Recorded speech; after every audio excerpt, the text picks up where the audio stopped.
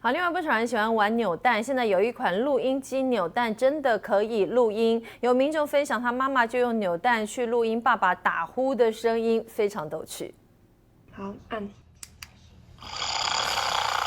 录音机造型的扭蛋不是好看可爱而已，还真的可以录音，而且还能打开。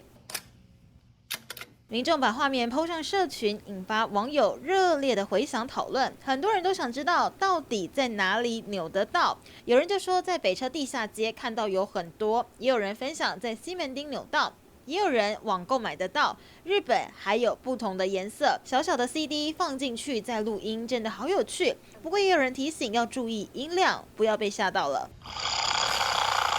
东森新闻综合报道。